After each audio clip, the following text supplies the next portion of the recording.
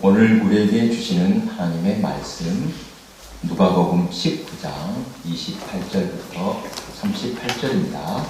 신약 128페이지, 129페이지에 있습니다. 누가복음 19장 28절부터 38절 말씀 제가 읽겠습니다. 예수께서 이 말씀을 하시고 예루살렘을 향하여 앞서서 가시더라. 감람온이라 불리는 산 쪽에 있는 밧베게와 베다니에 가까이 가셨을 때 제자들 중 둘을 보내시며 이르시되 너희는 맞은편 마을로 가라. 그리로 들어가면 아직 아무도 타보지 않은 나귀 새끼가 매어 있는 것을 보리니 풀어 끌고 오라. 만일 누가 너희에게 어찌하여 푸느냐 묻거든 말하기를 주가 쓰시겠다 하라 하시매 보내심을 받은 자들이 가서 그 말씀하신 대로 만난지라. 나귀 새끼를 풀 때 그 임자들이 이르되 어찌하여 나귀 새끼를 푸느냐 대답하되 주께서 쓰시겠다 하고 그것을 예수께로 끌고 와서 자기들의 겉옷을 나귀 새끼 위에 걸쳐놓고 예수를 태우니 가실 때 그들이 자기의 겉옷을 길에 펴더라. 이미 감난산 내리막길에 가까이 오심에 제자들의 온 무리가 자기들이 본 바 모든 능한 일로 인하여 기뻐하며 큰 소리로 하나님을 찬송하여 이르되 찬송하리로다. 주의 이름으로 오시는 왕이여 하늘에는 영화요 평화요 가장 높은 곳에는 영광이로다 하니 아멘. 우리 함께 인사 나옵니다. 보고 싶었습니다. 사랑합니다. 또 한마디 더 하겠습니다. 당신을 보니 천사를 본 것 같습니다. 당신은 보니 천사를 본 것 같습니다. 우리는 한 가족입니다. 감사합니다. 또 이따가 가고 시간에 인사할 분이 있습니다.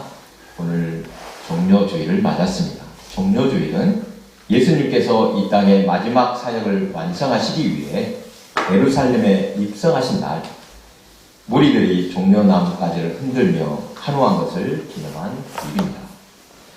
예수님께서 예루살렘에 입성하신 종료주일, 오늘 설교를 준비하는데 조금 엉뚱하게 옛날 조정에서 현감을 파송하던 시절 고흥은 울고 왔다가 울고 가는 곳이었다라는 말이 생각이 났습니다.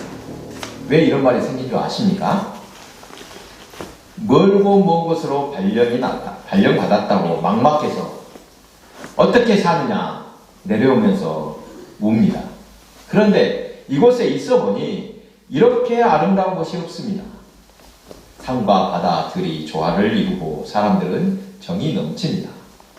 더 있고 싶은데 돌아가기가 서운하다고 물었던 것입니다. 바깥에서는 고흥을 어떻게 생각할까? 주관적일 수 있지만 일단 땅이 넓다 그리고 풍요롭다는 느낌입니다. 사면이, 여러분 고흥은 3면이 아니라 4면이 바다인 거 아십니까? 섬이 아니면서도 또 땅이 기름집니다. 때묻지 않은 자연이 손에 잡힐 듯 가까운 곳에 펼쳐져 있습니다. 인생을 얼마나 산다고 오염된 공기를 마시고 온통 회색빛 빌딩 숲에 갇혀서 살아야 합니까? 아침부터 저녁까지 그토록 빡빡한 일정으로 갑갑하게 생활해야 하는 삶, 여러분 가난하더라도 자연과 벗하며 살고 싶습니다. 도시 사람들 부러워하지 마십시오. 부럽습니까? 자연에 살아야 참된 삶입니다. 제가 만약 도시에서 목회한다고 해도 꼭 이렇게 말할 것 같습니다. 비록 자연에서 멀리 떨어져 살더라도 여러분 항상 마음은 자연으로 향해야 합니다. 이렇게 말할 것 같습니다. 공부받은 복받은 땅임을 믿으시기 바랍니다. 선교 초기 이곳에 복음이 전해지는 과정을 볼 때 특별한 점이 있습니다. 다른 곳에서는 선교사가 직접 교회를 전도하고 교회를 세운 경우가 많습니다.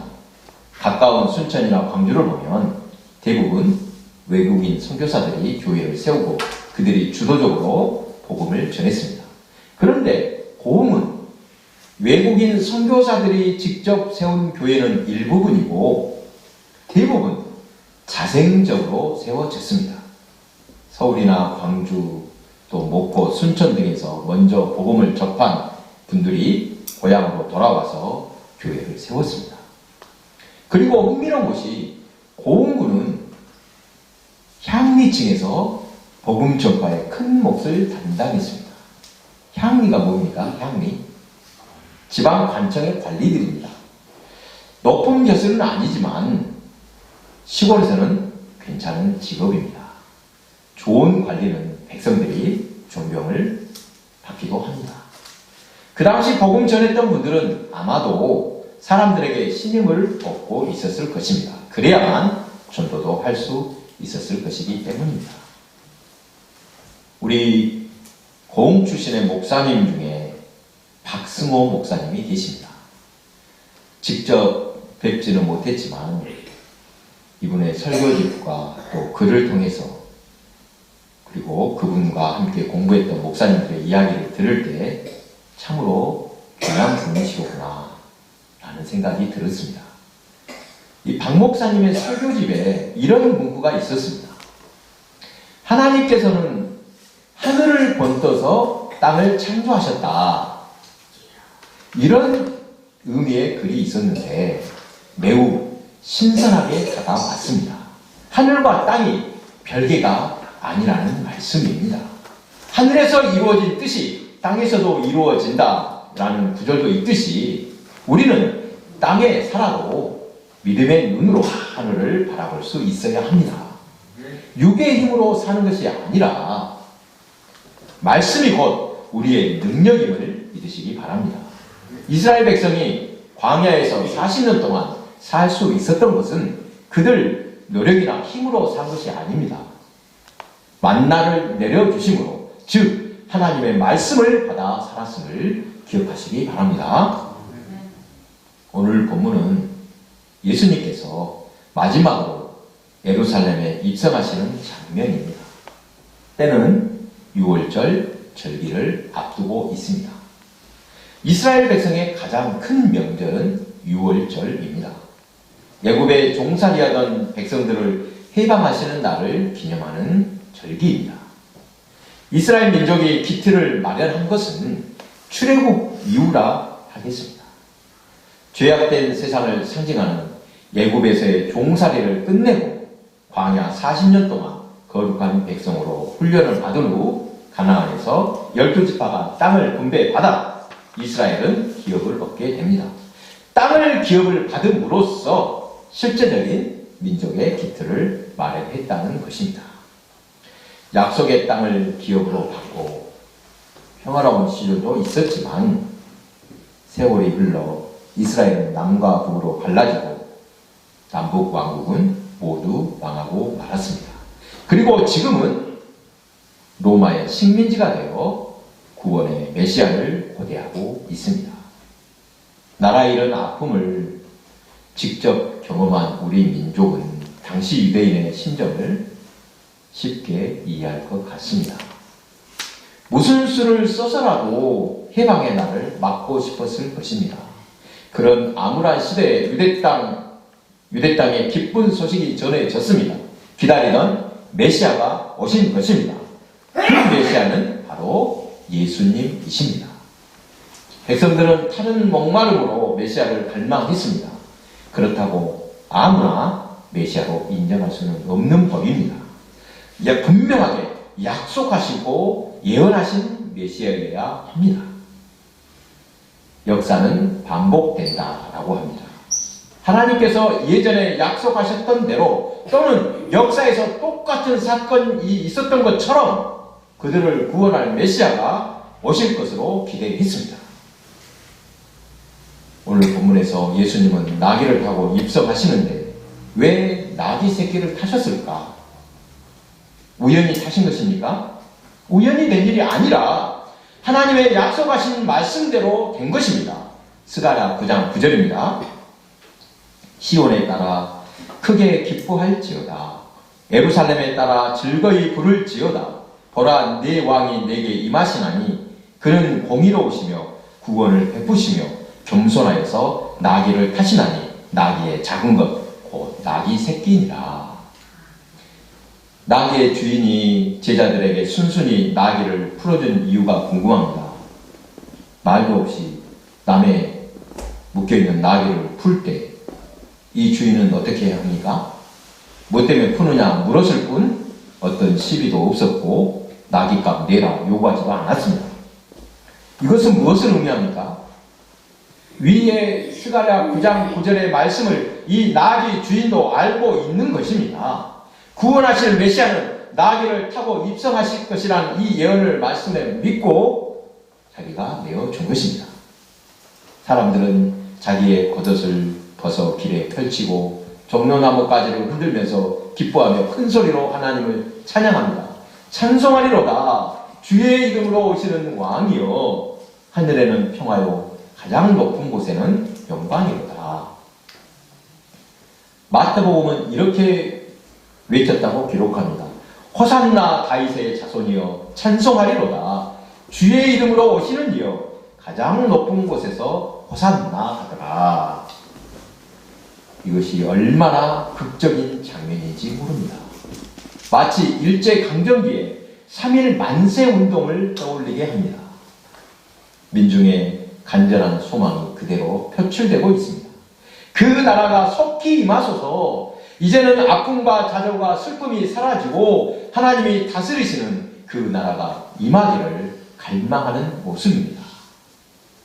다윗이 하나님 앞에 신실한 왕으로 이스라엘을 온전히 다스릴 때 하나님께서 강대국으로 복을 주셨던 것을 기억하면서 그런 시대가 오기를 기다리고 있습니다. 그런데 오늘 본문에서 한 가지 눈여겨서 볼 것이 있습니다.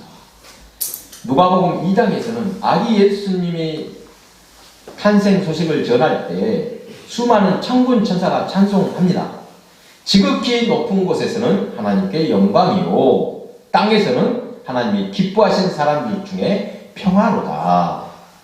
높은 곳에서는 하나님께 영광이요 땅에서는 사람들 중에 평화, 즉 땅의 평화를 찬송했는데 본문은 하늘의 평화라고 찬송하고 있습니다.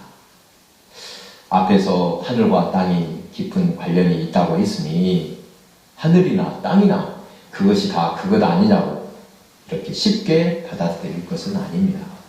어떻게 해야 하늘의 평화를 이룰 수 있을까? 땅이 평화로우면 저절로 하늘의 평화가 이루어진다는 말입니까? 이 시간에 하나님께서 기뻐하시는 평화가 무엇인지 돌아보고자 합니다. 여러분, 교회 입구에 오래도록 현수막을 걸어두었는데 무엇이라고 적혀 있습니까? 외우고 있습니까? 뭐죠? 군수님, 안전하게 평화롭게 살고 싶습니다. 특별한 것을 요구합니다. 구호를 외치지 않았습니다. 그저 안전하고 평화롭게만 살고 싶을 뿐입니다. 평화가 무엇입니까? 여러분, 어떤 것이 평화입니까? 모르는 사람 없겠지요? 어학사전은 평화를 이렇게 정의하고 있습니다. 전쟁이나 갈등이 없이 평온하고 화목함. 그러니까 우리가 잘 알듯이 전쟁이나 갈등 없이 화목한 상태를 평화라고 하는데 하나님이 기뻐하시는 평화도 단순히 이런 모습일까? 한번 생각해 봅니다. 무슨 말씀입니까? 갈등이 생기고 불편해지면 하나님의 평화가 아닙니까? 사도 바울이 선교를 마치고 예루살렘에 올라올 때 몇 사람이 성령 충만함으로 예언했습니다. 예루살렘 올라가지 말아라. 당신 거기에 가면 이렇게 꽁꽁 묶이게 될 것이다. 이러한 예언을 2차례나 더 들었습니다만 바울은 말합니다. 사도행전 21장 13절입니다. 바울이 대답하되 여러분이 어찌하여 울어 내 마음을 상하게 하느냐. 나는 주 예수의 이름을 위하여 결박당할 뿐 아니라 예루살렘에서 죽을 것도 각오하였노라. 육신의 평화, 몸이 편하냐 안 편하냐, 성경이 말하는 평화란 이런 것과 상관없습니다. 광야는 불편한 곳이었지만 하나님의 은혜를 생생히 체험한 곳입니다. 예수님께서 예루살렘에 올라가 장로들과 대제사장들과 서기관들에게 많은 고난을 받고 죽임을 당하고 3일 만에 살아나실 것을 제자들에게 나타내실 때 베드로가 한결합니다. 주여, 그리 마옵소서. 그 일이 결코 주께 미치지 아니하리이다. 예수님은 생각해서 한 말이죠. 그러나 이때 예수님이 강력하게 말씀하십니다. 사탄아, 내 뒤로 물러가라. 너는 나를 넘어지게 하는 자로다. 네가 하나님의 일을 생각하지 아니하고 도리어 사람의 일을 생각하는도다. 사람들은 육신의 평화만 봅니다. 몸이 편안한가, 그렇지 않은가, 이것을 평화라고 여기지만 하나님께서 기뻐하시는 평화는 이런 것과 상관없다는 말씀입니다. 그러면 어떤 평화가 참 평화입니까? 물론 불편해야지 평화라는 뜻은 아니지, 결코 아닙니다. 어떤 것이 평화입니까? 하나님이 말씀하신 평화는 주님의 온전하신 뜻을 이루는 것이 참 평화임을 믿으시기 바랍니다.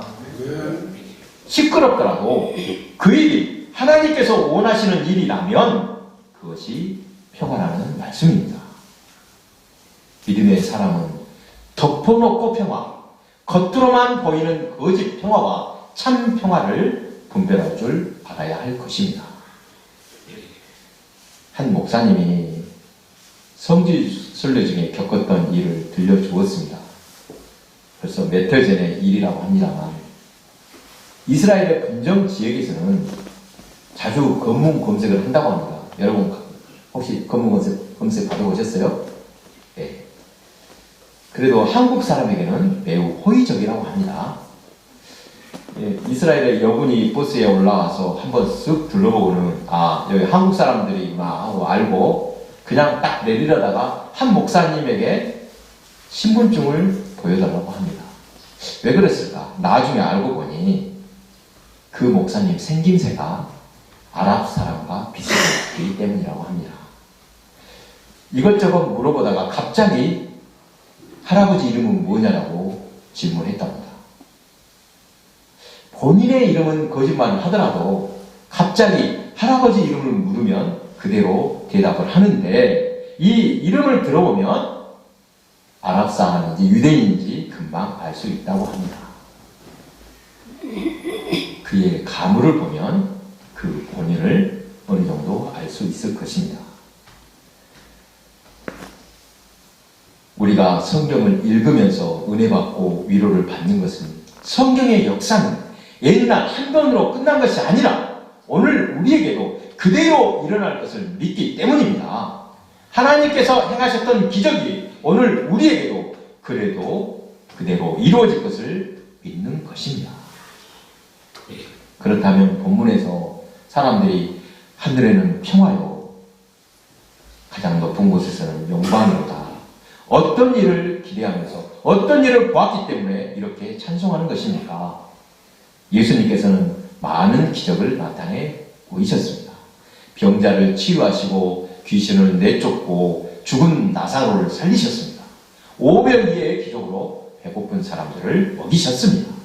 물 위를 걷기도 하셨습니다. 그런데 여러분, 정말 힘든 일은 따로 있습니다. 그것은 사람을 변화시키는 일입니다. 사람 변화시키기 얼마나 힘든지 많은 기적을 보여주셨지만 사람들은 예수님을 믿지 않았습니다. 기적을 보는 순간에는 예수님을 메시아로 인정하지만 금방 돌아서면 잊어버립니다.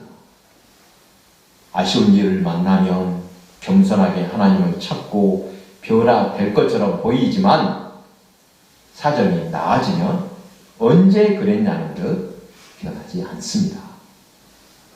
그런데 오늘 본문 바로 앞에 나오는 삭개오를 보십시오. 예수님께서 베푸신 기적이 많지만 이 삭개오가 변화된 것이야말로 기적 중에 기적이라고 하겠습니다. 부자가 하나님의 나라에 들어가는 것이 얼마나 어려운지, 낙타가 바늘기로 들어가는 것이 부자가 하나님의 나라에 들어가는 것보다 쉬우니라 말씀하십니다. 로마의 앞잡이 노릇을 하며 악랄하게 세금을 걷던 세리 삭개오가 하나님의 사람으로 변화되어 인정받게 된 것은 기적이라고 할 만합니다. 재물이 많은 사람이 예수님을 만났을 때 근심하며 돌아섰다는 이야기가 여러 곳에 나오는데 삭개오는 예수님을 만나고 회심하여 변화되었습니다. 여러분, 이것은 매우 중요한 사건입니다. 단순히 재물이 많고 적은 사람들의 자세를 말하는 것이 아닙니다. 삭개오는 만몬을 섬기다가 하나님을 섬기는 하나님의 백성이 된 것입니다. 자기의 소유의 절반을 가난한 자에게 주고 누구의 것을 속여 빼앗은 일이 있으면 내 갑절이나 갚겠다고 할 때 예수님께서 대답하십니다. 오늘 구원이 이 집에 이르렀으니 이 사람도 아브라함의 자손이로라. 인자가 온 것은 잃어버린 자를 찾아 구원하려 함이니라. 로마 제국의 부역자가 아브라함의 자손, 하나님의 백성이 된 것입니다. 여러분, 이것보다 더 큰 기적, 더 큰 복이 어디 있겠습니까?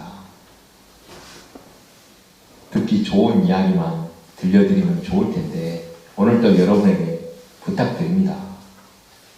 지금 서 있는 자리를 냉철하게 돌아보시기 바랍니다.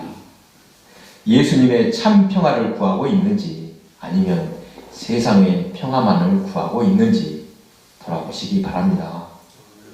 하나님을 섬기고 있는지 물질의 신 만몬을 섬기고 있는 것은 아닌지 냉철하게 돌아보시기 바랍니다. 우리나라 사람들의 가장 아쉬운 것 중 하나는 꼭 이런 자세입니다. 정이냐 불이나 상관없다. 부자만 되게 해달라. 이런 자세입니다. 시끄러운 거 싫다. 죄송합니다. 어떤 놈이라도 센 놈이 나와서 조용히만 시켜달라. 여러분, 이 말이 얼마나 위험한 말인지 모릅니다. 이런 자세로는 좋은 나라를 만들 수 없습니다. 하나님은 정의의 하나님이심을 믿으시기 바랍니다. 정의롭지 못하다면 하나님이 기뻐하시지 않는다는 뜻입니다.